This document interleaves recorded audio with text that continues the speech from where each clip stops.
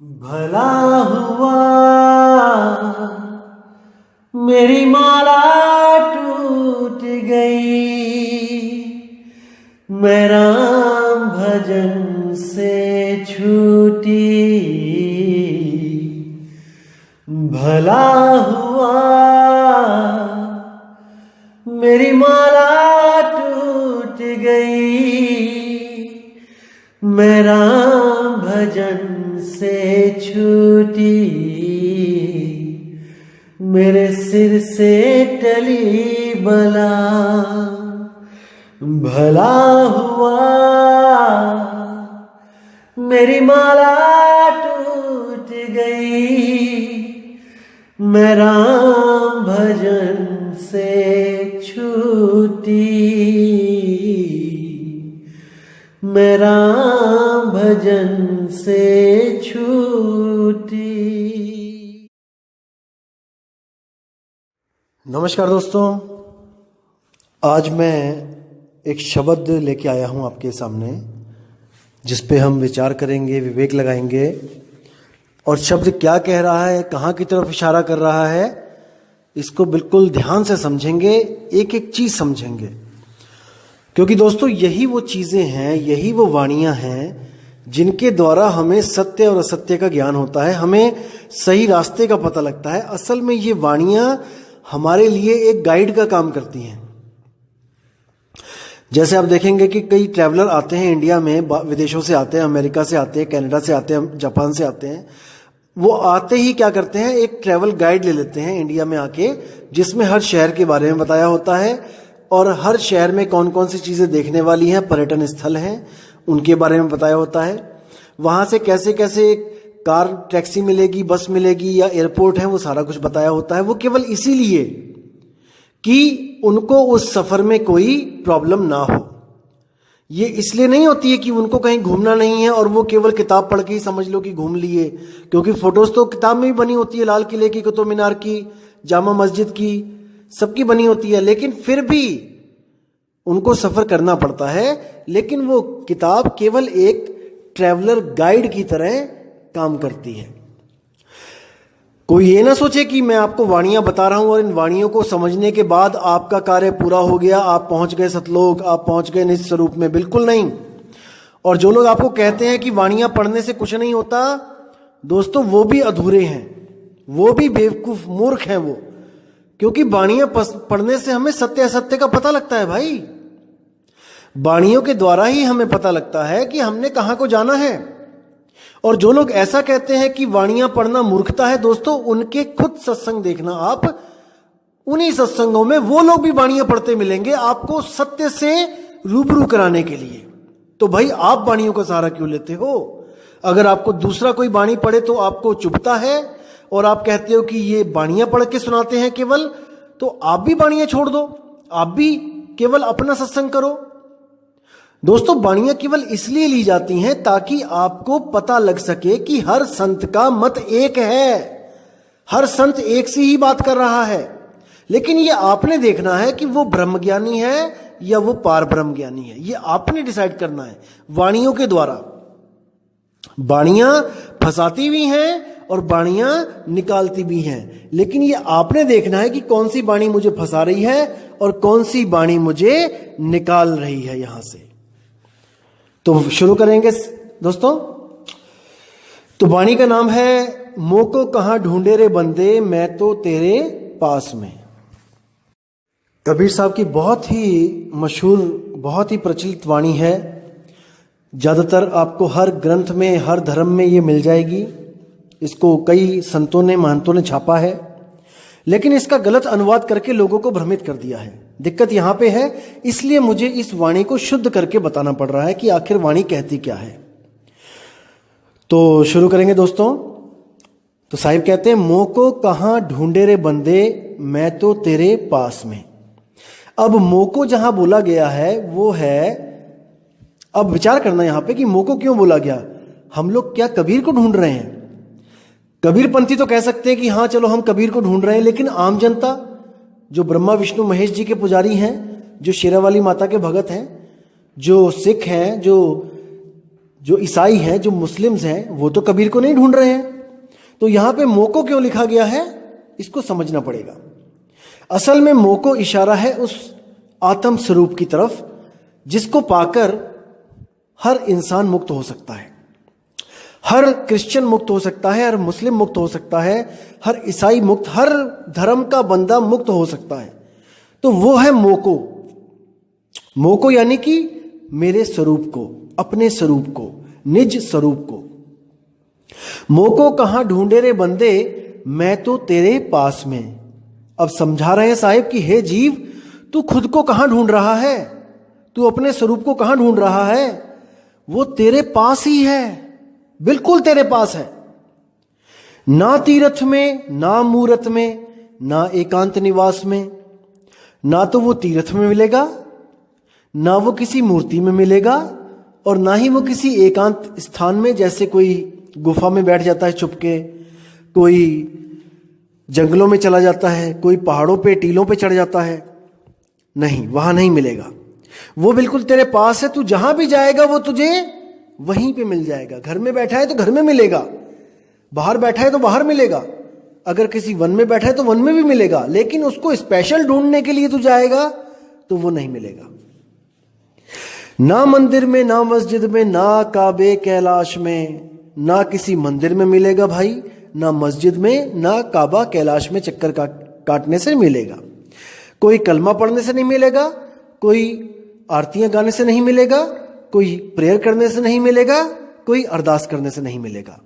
नहीं मिल सकता वो, क्योंकि वो स्वयं अरदास कर रहा है, स्वयं प्रेयर कर रहा है। वो खुद को पाएगा या प्रेयर करेगा, इन दोनों में से एक काम करना है। या तो प्रेयर कर ले या फिर खुद को प्राप्त कर ले, एक चीज है। तो इसको समझना पड़ेगा कि क्या बोल रहा हूं मैं, थोड़ा सा विवेक लगाना पड़ेगा, लेकिन उम्मीद करता हूं समझ में जरूर आएगा। अब क्या कहते हैं कि मैं तो तेरे पास में बंदे, मैं तो तेरे पास में। ना मैं जप में और ना मैं तप में, ना व्रत उपवास में।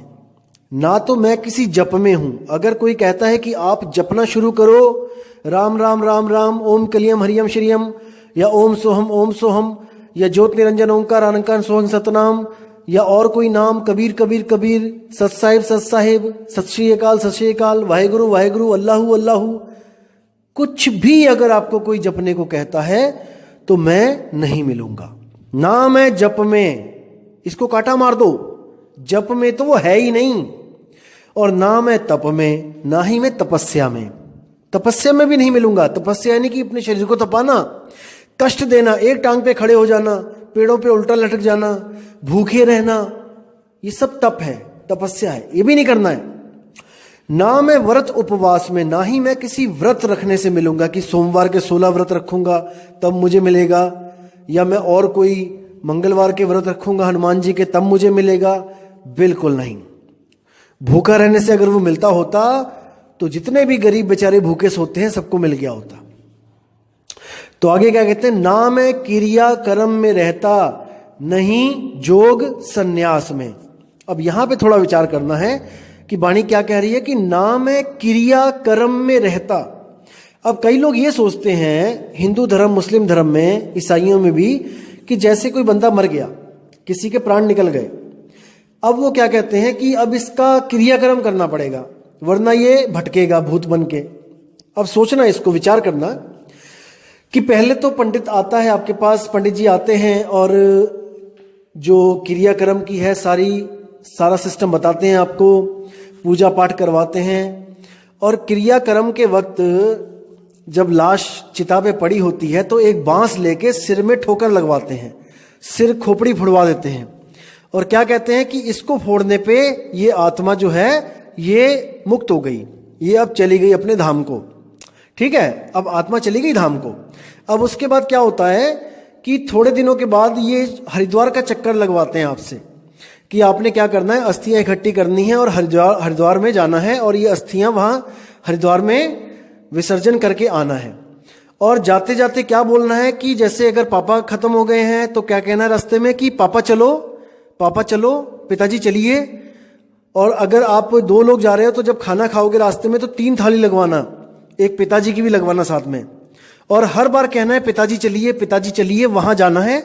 और वहां जब वापस आओगे तो पीछे मुड़ के मत देखना और बातें करते मत आना, और पिताजी का नाम भी मत लेना, और वहीं कह देना है कि पिताजी आप यहीं रहिए। ऐसा ही होता है हिंदू धर्म में। अब इनको कोई पूछने वाला हो कि जब सिर में ठोकर लगाई थी तब पंडित जी ने यही डायलॉग मारा था कि ये आत्मा अपने निजधाम को चली गई है, ये मुक्त हो गई है, तो ये पिताजी चलो वाली आत्मा कहां से आ गई दोबारा? कोई पूछने वाला हो इनको। उसके बाद क्या कहते हैं कि चलो ठीक है, अब पिताजी चलो वाली आत्मा भी हरिद्वार छोड़ के आ गए, अब वापस आ जाते हैं। अब क्या कहते हैं, अब श्राद्ध करो तो पिताजी को मुक्ति मिलेगी। देखो पिताजी कहीं भूखे बैठे हैं, अरे जहां स्वर्ग में वो गए हैं, स्वर्गवासी हो गए हैं, वहां पे भाई, वहां पे तो ऐशोराम पूरी है कि वहां पे भी भूखमरी फैली हुई है, कि वहां पे भी तुम लड्डू बना के दोगे आटे के तब वहां जाएंगे, वो खाएंगे उसको। वो ऐसा भरम जाल में डाल रखा है कि कोई निकालने वाला नहीं मिल रहा है। उसके बाद 4 साल के बाद चवर्थ करते हैं, उसमें कहते हैं कि भाई ये करो तो उसको मुक्ति मिलेगी। अरे कितनी बार मुक्त होगा भाई? गीता में क्या बोला गया है कि आत्मा जैसे ही प्राण को त्यागता है, यहां से निकलता है इस शरीर से, वो जीव वो किसी और गर्भ में चला जाता है कर्मों के अनुसार। अब आपसे उसका सारा रिश्ता टूट गया और वो किसी और के घर में बच्चा बन के पैदा हो गया। अब उसके माँ बाप वहां पे हैं, वो उसको खिलाएंगे पिलाएंगे। अब यहां आपके श्राद्ध और आपके चवर्क से जो खाना खिलाना जो आप कर रहे हो वो नहीं पहुंचने वाला वहां पे, वहां वही खाया जाएगा जो उसके माँ और बाप उसको खिलाएंगे। तो इनको, इन भरमजालों को तोड़ना है दोस्त, इनसे बाहर निकलना है। अगर अभी नहीं निकलोगे तो कभी नहीं निकलोगे। तो आगे क्या कहते हैं, ना मैं क्रिया कर्म में रहता, नहीं जोग संन्यास में। ना तो मैं किसी क्रियाक्रम में रहता हूं और नहीं कोई जोग संन्यास। जैसे आप देखोगे हठ योग, राजयोग, तरह तरह के योग, प्राण योग, ये सारे जितने भी योग हैं जो शरीरों के द्वारा किए जाते हैं, इसमें शरीरों को साधा जाता है, सुरति को नहीं साधा जाता। इसमें शरीरों को साधा जाता है। और यही जोग संन्यास में जितने भी जपी तपी सन्यासी थे वो सब उलझ गए और वापस गर्भजून में आ गए। अब कहते नहीं प्राण में, नहीं पिंड में, ना ब्रह्मांड आकाश में। ना तो मैं प्राण में रहता हूं और ना ही मैं पिंड में रहता हूं और ना मैं ब्रह्मांड में रहता हूं। अब यहां पे प्राण, पिंड, ब्रह्मांड और अंड सब आ गया, इकट्ठा ही आ गया, क्योंकि जो अंडे जो पिंडे सो ब्रह्मंडे, सब कुछ एक ही में आ गया। और यहां पर साफ मना कर दिया कि ना ही तेरे शरीर में रहता हूं, ना ही मैं अंड में रहता हूं, ना ब्रह्मांड में रहता हूं, मैं कहीं पे भी नहीं हूं। अब यहां पर सोचने वाली बात है कि नहीं प्राण में है, क्योंकि कई प्राण योग जो करवा रहे हैं वो क्या कहते हैं कि कबीर साहब प्राणों में है, परमात्मा प्राणों में रहता है। तो प्राणों में भी नहीं हूं, नहीं प्राण में, नहीं पिंड में। कई लोग कहते हैं आपके पिंड में ही है परमात्मा, वहां पे भी नहीं हूं। कोई कहते हैं ब्रह्मांड में है, आकाश में, वहां पे भी नहीं हूं। तो हर जगह नहीं हूं, नहीं हूं, नहीं हूं। क्यों? क्योंकि ये सब ब्रह्म है, ये सब ब्रह्म का जाल है, यहां पर मैं कहीं नहीं मिलूंगा। अब आगे क्या कहते हैं, ना मैं त्रिकुटी भंवर गुफा में, नहीं श्वासों की श्वास में। यानी कि ना तो मैं त्रिकुटी में हूं। कई लोग आपको भ्रमित करेंगे, कई ऐसे पंथ चल रहे हैं भारत में और भी कई जगह, जहां थर्ड आई के नाम पे, तीसरे तिल के नाम पे, त्रिकुटी शिव नेत्र के नाम पे आपका सारा ध्यान माथे पे लगवा देंगे, जहां पर इंगला पिंगला और सुषुम्ना नाड़ी जाती है, उसी नाड़ी में आपका सारा ध्यान लगवा देंगे। और आपको क्या कहेंगे कि इसी में परमात्मा मिलेगा, ज्योत स्वरूपी। इसी में एक ज्योत जग रही है जो चोरों में भी है, ठग्गों में भी है, साधु में भी है, संतों में भी है, सब में है। उसी ज्योत के दर्शन करने हैं, उसी ज्योत में आपको गुरु का स्वरूप मिलेगा और आप उसी नूरी स्वरूप के दर्शन करके मुक्त हो जाओगे। आपको ऐसे भ्रम में डाल दिया जाएगा। लेकिन दोस्तों बिल्कुल नहीं, बिल्कुल नहीं। कबीर साहब कहते त्रिकुटी मध्य ध्यान लगाए, कहो कहां को जाए। सुरती समानी अधा धुंध में और बिन जाने कहाँ जाए। कहते त्रिकुटी में ध्यान तो लगा लिया भाई, लेकिन जाना कहाँ है। त्रिकुटी कहाँ है? इस शरीर के अंदर, और शरीर एक दिन छोड़ना पड़ेगा। जब शरीर छोड़ोगे तब कहाँ जाओगे। आज तो मान लिया कि चलो त्रिकुटी में सुरती लगा ली, वहां पे ज्योत भी जग गई, सब कुछ हो गया, ओके रिपोर्ट है। अब जब वहां पर शरीर खाली करना पड़ेगा तब कहां जाओगे भाई। शरीर से तो बाहर निकलोगे कि नहीं निकलोगे, कि अड्डा ही बना लोगे शरीर को कि नहीं निकलूंगा मैं यहां से। आपको शरीर खाली करना पड़ेगा, तब कहां जाना है इस पे विचार करना है। जैसे उदाहरण देता हूं आपको कि कुतुब मीनार 5 मंजिला है। आपने क्या किया, अधूरे गुरु मिले आपको, उन्होंने क्या कहा कि सबसे ऊपर के माले में परमात्मा रहता है, वहां जाओ। ठीक है, चले गए, नीचे के 4 माले हमने खाली कर दिए, सुरती को चढ़ा दिया ऊपर, और जब हम 5वें माले में बैठ गए और वहां पे पूरा प्रकाश ही प्रकाश हो गया, सब कुछ बढ़िया एकदम फर्स्ट क्लास, तो हम निडर हो गए कि अब हमने इस माले को छोड़ के नहीं जाना है, यहीं पे हमारा परमात्मा रहता है। हमने नीचे से पैर के अंगूठे से अपनी सुरती उठा के तीसरे तिल पे लगा दी है और अंदर प्रकाश ही प्रकाश हो गया है। अब यहीं पे हमारा परमात्मा हमें मिलेगा। अरे भाई, जब आपको बाहर निकाला जाएगा तो 5वां माला भी खाली करना पड़ेगा, फिर कहां जाओगे। जैसे किराए के कमरे में आपको 1 महीने के लिए किराए का कमरा मिला किराए पे, आपने सारा सामान फैला दिया, सब कुछ फैला दिया अपने कमरे में। अब जब आखिरी दिन आया, मकान मालिक कहता है कमरा खाली करो, तो आपने क्या किया, क्योंकि बाहर तो कभी खोजा नहीं था कि मैं किसी और कमरे में जाऊंगा, क्योंकि इसी को सत्य मान के बैठे थे कि इसी शरीर में परमात्मा है, यही मेरा घर है, इसी कच्चे घर को अपना घर मान के बैठे थे। आपने सारा सामान उठा के नीचे से ऊपर वाली टांड पे रख दिया। जो किराए के कमरों पे देखोगे आपकी टांड भी बनी होती है, जो नीचे का सामान ऊपर रखने के लिए, जो फालतू सामान होता है। आपने सारा सामान टांड पे रख लिया। अब वो टांड पे रखने के बाद आप मकान मालिक को कह रहे हो कि देखो आपका कमरा खाली कर दिया मैंने, आपका कमरा खाली है। अरे भाई, वो टांड भी कमरे में ही है। जब आपको निकाला जाएगा तो उस टांड से भी निकाला जाएगा, बाहर निकाला जाएगा। अब कहां जाओगे। तो हमने उस घर का विचार करना है जहां जाने के लिए हमें इस पूरे घर को खाली करना पड़ेगा। तिरकुटी विरकुटी में नहीं उलझना है, पूरा घर खाली करो। इसी को जीवित मरना कहते हैं। जीवित मरना क्या होता है, कई लोग कहते हैं, भरमा दिया कई लोगों ने जीवों को कि पिक्चर देखना या पार्टी में जाना या शादियों में नाचना, जैसे डीजे चलता है नाचते हैं, या लिपस्टिक लगाना, बिंदी लगाना, चूड़ियां पहनना, रंग बिरंगे जो कपड़े पहनना, ये सब त्याग दो। इसी को जीवित मरना कहते हैं। वाह भाई वाह। मतलब शादी में जाओ लेकिन नाचो मत, तो आप मुर्दा हो, जीवित मुर्दा हो। अरे भाई, क्या कभी मुर्दा भी किसी की शादी में जाता है क्या? क्या मुर्दा वहां जाएगा तो वो मुर्दा है और वो थोड़ा सा नाच ले तो वो जीवित हो गया? क्यों भ्रम में डालते हो जीवों को? जीवित मरने का मतलब होता है जो अंत समय में, मौत के वक्त आपकी स्थिति होगी, उसी को जीते जी प्रैक्टिस करो। अंत समय में पैर के अंगूठे से लेके सिर की चोटी तक पूरा शरीर ये खाली करना पड़ेगा, ये पूरा खाली करना पड़ेगा। इसी को जीते जी प्रैक्टिस करो और इस पूरे शरीर को खाली करो। पूरे शरीर को खाली करना है। और कहां पे सुरती होनी चाहिए? शब्द में। जब शब्द में सुरती होगी तो पूरा शरीर खाली करने के बाद भी आप जीवित रहोगे, क्योंकि आप हमेशा के लिए जीवित ही हो। आपको कोई मार नहीं सकता, आप अमर हो। लेकिन आप अपने आप को शरीर समझ रहे हो, मन समझ रहे हो, इसलिए आप कहते हो कि हाय मैं मर गया, डॉक्टर साहब मुझे बचा लो। जबकि डॉक्टर साहब क्या, आपको स्वयं काल भी आके नहीं मार सकता। डॉक्टर तो आपको क्या बचाएगा,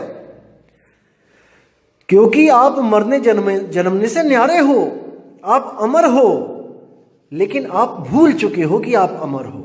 अब जो गुरु आता है वो आपको अमरता का वरदान देता है। साहिब की वाणी है, हम ना मरिब मरिब संसारा और हमको मिला जियावन हारा। यानी मुझे वो शब्द मिला जिस शब्द को सिमरण करके मैं अमर हो गया हूं। अब मैं जन्म मरण में नहीं आऊंगा।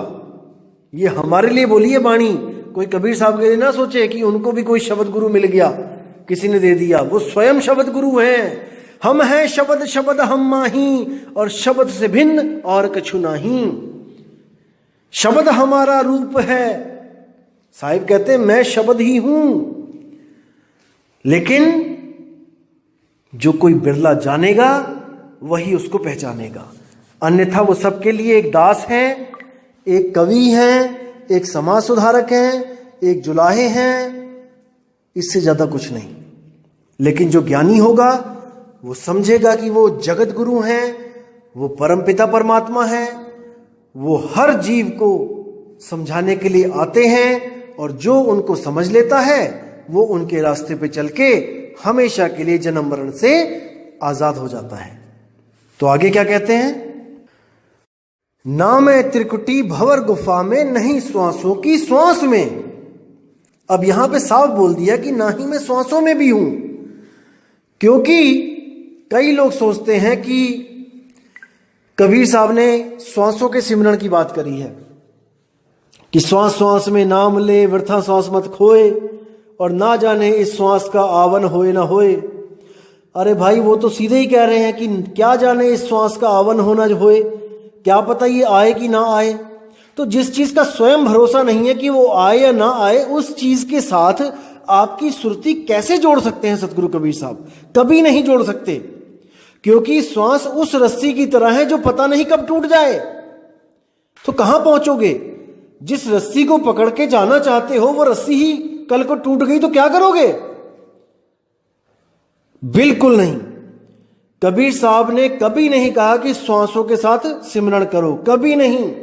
साहिब कहते हैं चांचरी भूचरी खेचरी अगोचरी उन्मुनी, इन पांचों की गम नहीं, अधर तान तानिए रेचक कुंभक पूरक को ढंग नहीं। अरे पड़े गुने वाद करे कबू नहीं मानिए, श्वासा का जाप करे झूठ सो बखानिए। अक्षर पार नहीं अक्षर भरपूर है, और कहे कबीर सत्य कर मानिए। साहिब कहते पढ़े गुने वाद करे कबू नहीं मानिए। जितने भी कथावाचक हैं, ये जो राम जी की कथा युगों युगों से सुनाते आ रहे हैं, कृष्ण लीला सुनाते आ रहे हैं, इनके चक्कर में मत पड़ना। पढ़े गुने वाद करे कबू नहीं मानिए, और श्वासा का जाप करे झूठ सो बखानिए। जो श्वासा का जाप करता है वो भी झूठा है, क्योंकि उसकी रस्सी ही मजबूत नहीं है जो तुम्हें खींच के लेके जाएगी। तुम किसी समुद्र में गिर जाओ, तूफान में गिर जाओ, और वहां से जो हेलीकॉप्टर तुम्हें बचाने आ रहा है और जिस रस्सी पे तुम्हें चढ़ाने जा रहा है, वो रस्सी कमजोर हो, कभी भी टूट जाए, तो भाई कैसे पार होगे? उठा के ले भी जाएगा तो थोड़ी देर में टूट जाएगी, फिर गिर जाओगे नीचे। तो कबीर साहब की रस्सी इतनी कमजोर नहीं है भाई। कबीर साहब क्या कहते हैं? लोह चुंबक की प्रीत ज्यों लोह को लेत उठाए, और ऐसा शब्द कबीर का काल से लेत छुड़ाए। लोह को उठा लिया जाता है बिना किसी रस्सी के, इसको समझो। बिना रस्सी के लोहे को उठाता है कौन? चुंबक। इसी तरह बिना किसी रस्सी के सुरती को कौन उठाएगा? शब्द। ना कि किसी रस्सी को पकड़ के सुरती ऊपर चढ़ेगी, बिल्कुल नहीं। क्योंकि शब्द विहंगम चाल हमारी, कहे कबीर सतगुर दई तारी। खुले कपाट शब्द झनकारी, और पिंड यंड के पार सुदेश हमारा है। करने नो दीदार महल में प्यारा है। साहिब कहते हैं जैसे एक पक्षी जमीन से उठता है और बिना रस्सी के सीधे ऊपर आसमान में उड़ जाता है, इसी प्रकार आपकी सुरती को शब्द गुरु संभालेगा, खींचेगा, और उसको कोई तोड़ नहीं सकता। श्वासों की रस्सी से चढ़ेगा तो श्वास तो कभी भी रुक जाएगी, कल रुक जाए, परसों रुक जाए, फिर क्या करेगा? फिर कैसे नाम लेगा? कौन सा नाम लेगा? तो साहिब कहते हैं श्वासा सिमरे घड़ी विचारे लगन तत्व में राखे, और जिस दिन जियरा काल ग्रासे कौन नाम ले बाँचे। जिस दिन काल आएगा कौन सा नाम लेगा भाई, क्योंकि श्वासा की रस्सी तो तोड़ देगा वो, फिर कैसे चढ़ेगा ऊपर। बिल्कुल गलत है। जहां पे भी कबीर साहब कहते हैं कि श्वास श्वास सिमरण करो व्यर्थ श्वास मत खोए, उसका मतलब है जैसे हम लोग पूरा दिन काम भी करते हैं और सारा ध्यान हमारा काम में होता है, लेकिन हम कभी नहीं सोचते कि मैं अगली सांस लूं। हर काम करने के लिए आप सोचते हो कि शायद मैं इसके बाद वो करूं, वो खत्म हो जाएगा तो वो करूं। हर चीज की एक प्लानिंग करते हो, उसको करने के लिए एक शेड्यूल बनाते हो, लेकिन सांस एक ऐसी चीज है जो आप बिना प्लानिंग के ले रहे हो। आपको सोचना नहीं पड़ रहा है कि मैं श्वास लूं। इसी तरह साहिब कहते हैं कि जो परमात्मा का नाम है, आप सोचो मत कि कब लिया जाए, सुबह को 2.5 घंटे की शाम को 2.5 घंटे। अरे भाई ये 24 घंटे होना चाहिए। 24 घंटे सहज योग में 24 घंटे आपकी सुरती शब्द में लगेगी, लेकिन पूरा गुरु मिलेगा तब। अधूरे गुरु क्या कहेंगे आपको कि ये आरती गाना, इतनी बार माला फेरना, 108 बार माला फेरना, ये मंत्र इतनी बार जपना, दिन में 5 राउंड जपना, 8 राउंड जपना। यानी कि आपको भगवान का नाम भी बंधन में दिया जा रहा है कि इतना करना, नहीं तो तेरी भक्ति पूरी नहीं होगी। बिल्कुल गलत। सहज योग होता है बिल्कुल सहज। उठत बैठत कबहु न छूटे ऐसी ताड़ी लागी, आंख न मूंदो कान न रूंदो तनिक कष्ट मत धारो, खुले नयन पहचानो हंस हंस सुंदर रूप निहारो। तो जब सतगुरु मिल जाता है तो वो भेद मिलता है शब्द का, और जब सुरती उसको प्राप्त करने के लिए जुट जाती है, लग जाती है अपने काम पे, तब आपको स्पेशली कुछ करना नहीं पड़ता।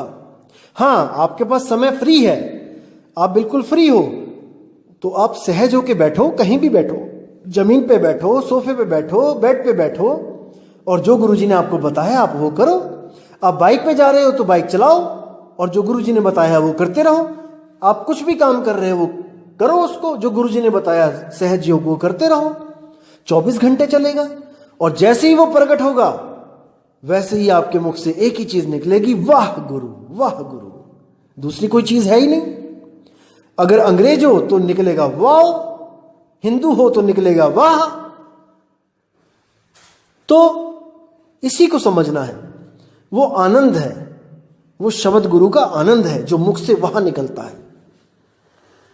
लेकिन ये प्रकट तभी होगा जब आपको कोई भेदी सदगुरु मिलेगा जो आपको आपका ही भेद बताएगा, और आपकी जो भटकना है वो सब खत्म कर देगा। कहीं नहीं जाना, अरे ना कहीं जाना ना कहीं आना, आपे में आप समाना, यही मुक्ति है। आगे क्या कहते हैं, खोजी होए तुरंत मिल जाऊं एक पल की तलाश में। एक पल, 2 पल भी नहीं लिखे हैं, एक पल। लेकिन एक पल में कैसे मिलेगा वो जानना पड़ेगा। खोजी होए तुरंत मिल जाऊं, जो खोजी है, जो खोजता रहता है कि कहां है, उसको वो जरूर मिलेगा। जैसे आज आप सत्संग सुन रहे हो, कई लोग मुझे फोन करते हैं, मैसेज करते हैं कि मैं तो जी कबीर वाणियां खोज रहा था और खोजते खोजते आपका सत्संग मिल गया, और मालिक की बड़ी कृपा होगी जो आपका सत्संग मिल गया। तो भाई खोजी है ना, खोजी होए तुरंत मिल जाऊं। अब वो रास्ता मिल गया है, अब उसके बाद क्या बचा, अब गुरु जी के पास जाना बचा।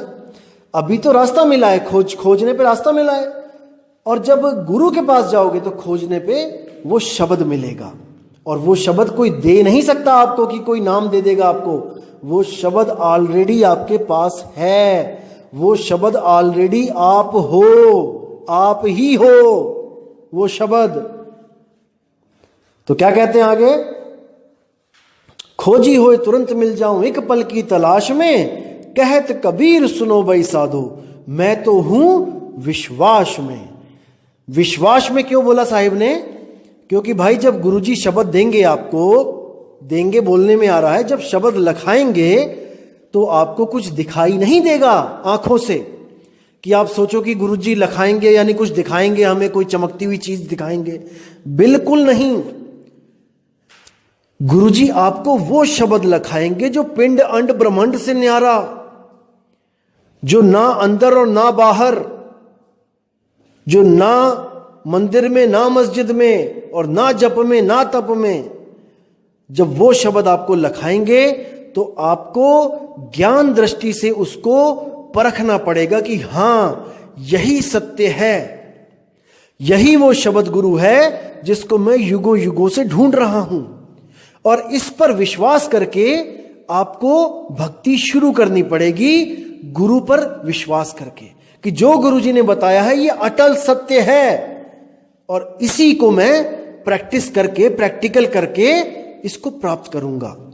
इसलिए बोला है कि कहे कबीर सुनो भाई साधो, मैं तो हूं विश्वास में। जब कोई ऐसा गुरु मिल जाए जो मेरे बताई गई हर चीज को डिनाई कर दे, मना कर दे, ना जप में ना तप में ना श्वासों में, जब ऐसा गुरु मिल जाएगा और वो लखाएगा तब भाई बिगड़े काम बन जाएंगे। लेकिन विश्वास करना पड़ेगा, विश्वास रखना पड़ेगा जो गुरुजी बता रहे हैं वो बिल्कुल सत्य है, तब आपकी भक्ति शुरू होगी। वरना अभी तक तो आप केवल काल की भक्ति, मन की भक्ति में ही लगे हुए हो। अभी तक तो एक कदम भी सही तरफ नहीं चला आपने। तो दोस्तों इसको समझना पड़ेगा, इस पे विचार करना पड़ेगा, क्योंकि सब कुछ आपके सामने है। यही वाणियां ले लेके आपको लोग जपवा रहे थे। ये वाणियां हर पंथ लेता है, लेकिन आपको जपवा रहे थे। लेकिन इसमें लिखा है कि नाम है जप में, पढ़ने के बाद भी आपको मंत्रों के जाप में लगाया गया। अब साफ लिखा है नाम है श्वासों की श्वास में, लेकिन पढ़ने के बाद भी आपको श्वासों में उलझाया गया। तो दोस्तों साफ लिखा है कि नाम है त्रिकुटी भंवर गुफा में, फिर भी आपको बोला गया कि त्रिकुटी में चल। त्रिकुटी ही काल का सबसे बड़ा जाल है जिसमें ब्रह्मा विष्णु महेश भी गए लेकिन निकल नहीं पाए। यह ऐसा चक्रव्यूह है जिसमें से आज तक कोई निकल ही नहीं पाया। इसीलिए कबीर साहब को अपना स्वरूप छोड़ के मनुष्य स्वरूप में आके हमें चेताना पड़ा, वरना कबीर साहब को कोई जरूरत नहीं थी। अगर त्रिकुटी में जाके आप सीधे निस्वरूप को प्राप्त कर सकते हो तो कभी जरूरत नहीं पड़ती। लेकिन कोई भी प्राप्त नहीं कर पाया, कोई भी, not even a single person. इसलिए उनको इस मनुष्य चोले में आना पड़ा और हमें सही रास्ता बताना पड़ा, नहीं तो उन्हें कोई जरूरत नहीं थी। तो विचार करना है, विवेक की तलवारें बिल्कुल धार लगा के तैयार रखनी है और कोई भी अज्ञान आता है उसको काटते चले जाना है। और जो ज्ञान होगा, सच्चा ज्ञान होगा, उसके लिए आपको किसी से पूछना नहीं पड़ेगा कि यह सत्य है कि असत्य है। आपकी आत्मा, अंतर आत्मा गवाही देगी अंदर से कि नहीं ये सत्य बोल रहा है। और जब ये आवाज आने लग जाए तो समझ जाना दोस्तों कि आपका विवेक जाग चुका है।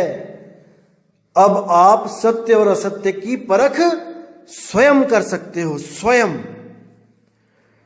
तो दोस्तों मैं विदा चाहूंगा और अगली ऑडियो में बहुत जल्दी बनाऊंगा जिसमें आपको मैं अभी 5 ब्रह्म के बारे में बताऊंगा। दोस्तों थोड़ा सा ना मैं आपको चाहता हूं कि और भी कई चीजें क्लियर करता चलूं साथ में, ताकि कर देनो दीदार महल में प्यारा है जो शब्द है इसको बिल्कुल स्मूथली समझो आप, उसमें हर चीज आपके समझ में आए, क्योंकि उससे रिलेटेड कई चीजें आपको भी बतानी है। क्योंकि कई मेरे भाई लोग हैं जो बिल्कुल नए हैं, जो कबीर पंथ में नहीं है, जिनके लिए ये चीजें बिल्कुल नई होंगी, तो उनको भी तो साथ में लेके चलना है ना मेरे भाई।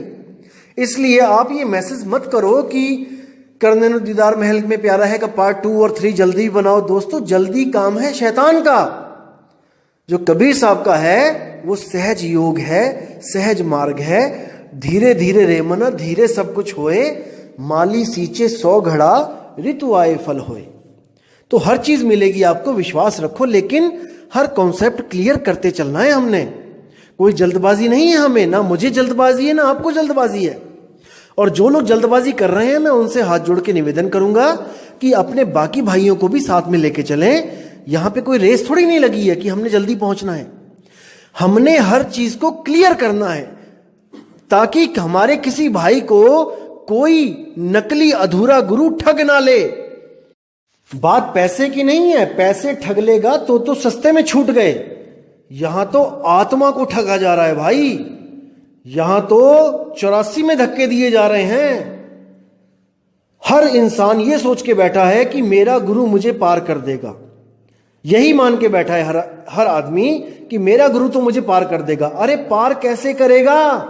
जब उसके पास सत्य वस्तु होगी तभी करेगा ना। अनंतों गुरु हैं, अनंतों। एक बार नजर उठा के देखो सारे गुरुओं की तरफ, आपको अपने गुरु के अलावा और कोई गुरु सत्य लगेगा ही नहीं जल्दी।